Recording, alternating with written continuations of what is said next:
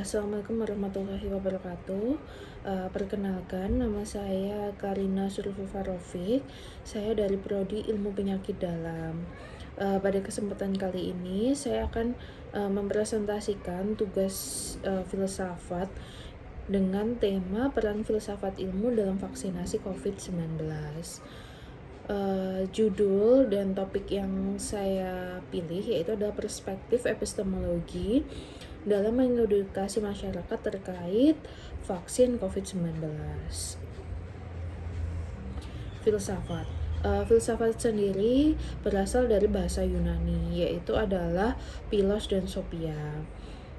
Dari KBBI sendiri, filsafat berarti pengetahuan dan penyelidikan dengan akal bukti mengenai sebab-sebab, azas-azas hukum dan sebagainya daripada segala yang ada di dalam alam semesta, ataupun menggali kebenaran dan arti adanya sesuatu. Peran filsafat ilmu di era vaksinasi COVID-19. Filsafat ilmu merupakan filsafat khusus yang membahas berbagai macam yang berkenaan dengan ilmu pengetahuan. Filsafat ilmu membahas ilmu pengetahuan sebagai objeknya secara rasional, menyeluruh, dan mendasar. Peran peneliti dan pembuat vaksin COVID-19 merupakan ilmuwan yang mengaplikasikan filsafat ilmu dalam keilmuannya. Bagaimana tidak, tiga landasan dasar dari filsafat ilmu yaitu ontologis, epistemologis, dan aksiologis ini sejalan dengan algoritma metode ilmiah yang berlaku. Cabang dan aliran filsafat. Pada kesempatan kali ini, cabang dan aliran filsafat yang lebih dibahas yaitu adalah epistemologi. Kata epistemologi berasal juga dari bahasa Yunani yaitu epistem atau pengetahuan atau ilmu pengetahuan, dan logos yaitu pengetahuan atau informasi. Jadi epistemologi sendiri berarti pengetahuan tentang pengetahuan atau teori pengetahuan. Dengan kata lain, epistemologi adalah cabang filsafat yang membahas tentang pengetahuan. Selanjutnya yaitu tentang coronavirus disease atau COVID-19. Penyebabnya seperti yang kita tahu yaitu adalah virus SARS-CoV-2 yang pertama kali ditemukan di Wuhan, China pada tanggal 31 Desember 2019. Coronavirus sendiri yaitu adalah virus yang terutama menyerang sistem pernafasan, menyebabkan common cold sampai pneumonia, dan penularannya bisa dari hewan ke manusia. Coronavirus sendiri gejalanya ada berbagai macam. Yang pertama adalah demam, itu lebih dari 38 derajat Celcius, lalu sakit tenggorokan, mual muntah, pneumonia, batuk kering berdahak, diares, dan sesak nafas. Studi terbaru pun pada coronavirus disease yaitu adalah ditemukan gejala seperti anosmia atau hilangnya kemampuan hidung untuk membau dan juga mencium. Lalu yang kedua yaitu gangguan indera pengecapan atau rasa, lalu dermatitis juga. Apakah dermatitis itu? Dermatitis yaitu bercak-bercak merah pada kulit disertai dengan demam. Vaksin COVID-19. Slide ini sebagian saya ambil dari webinar dari guru saya yaitu Dr. Gatot Sugiarto, spesialis penyakit dalam KAI Vinasin. Salah satu vaksin yang beredar di Indonesia saat ini yaitu adalah vaksin Sinovac. Biasanya kemasannya dalam dos, tiap dos berisi 40 vial tutup orange. Tiap vial berisi vaksin setengah mili untuk 1 kali suntik.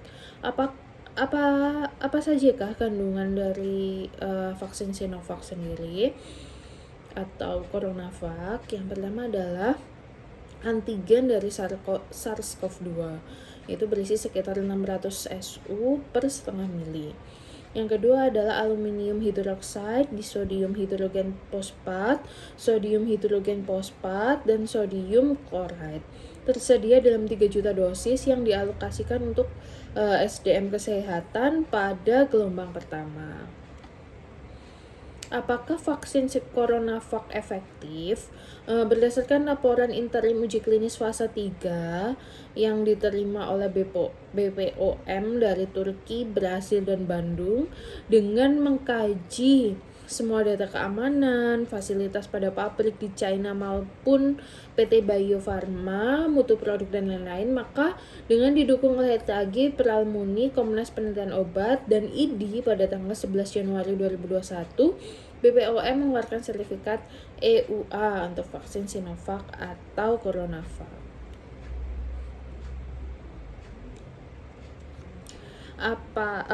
Lalu pada uji klinis fase 3 di Bandung dengan 1.620 subjek dan di Turki pada 13.000 subjek, subjek penelitian adalah individu sehat dengan usia 18 sampai 59 tahun. Uji klinis fase 3 di Brasil dengan 13.060 subjek juga melibatkan subjek usia lebih dari 60 tahun tanpa atau dengan penyakit komorbid. Uji klinis fase 3 di Chili 3.000 subjek melibatkan subjek usia 18 sampai 65 tahun. Berdasarkan laporan interim uji klinis fase 3 yang diterima oleh BPOM, didapatkan bahwa efikasi dari uji klinis Turki adalah 91,25%. Laporan interim uji klinis fase 3 di Bandung melaporkan bahwa imugenitas hingga 3 bulan setelah vaksinasi adalah 99,23%. Lalu hasil evaluasi selama 3 bulan setelah vaksinasi. Yang pertama, pada kelompok vaksin dari 810 subjek terjadi 7 kasus infeksi COVID-19. Lalu pada kelompok placebo dari 810 subjek terjadi 18 kasus infeksi COVID-19. Efikasi dapat dihitung yaitu sebesar 65,3%. Jadi efikasi pada penelitian ini adalah 65,3%. Vaksin akan diberikan dalam 2 kali suntikan.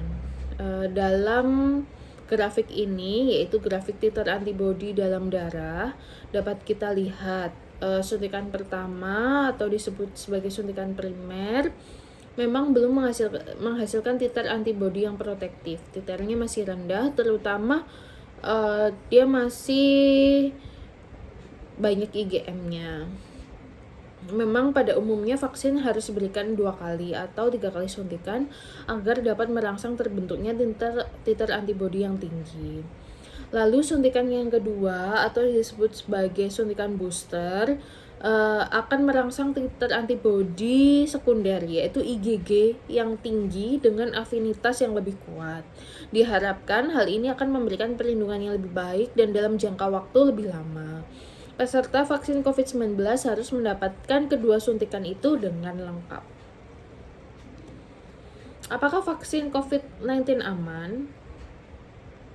Pada umumnya, semua vaksin berpotensi memang menimbulkan efek samping lokal maupun sistemik dengan derajat yang bervariasi. Sama halnya dengan efek simpang pada vaksin-vaksin yang sudah ada dan digunakan sebelumnya, seperti vaksin BCG, DPT, campak, influenza, atau meningitis. Pemberian dosis vaksin yang lebih besar juga menghasilkan presentasi kejadian efek simpang yang lebih besar. Vaksin jenis mRNA umumnya menyebabkan lebih banyak kejadian efek simpang pada suntikan kedua, sementara kejadian itu lebih jarang dijumpai pada vaksin jenis inactivated virus. Tidak ada satupun yang mengalami efek simpang yang serius. Ya, apa yang bisa didapatkan pada efek simpang lokal, misalnya nyeri pada tempat suntikan, kemerahan dan bengkak pada tempat suntikan, malaise atau rasa capek, nyeri kepala, nyeri otot, dan juga demam. Apakah vaksin Sinovac ini halal?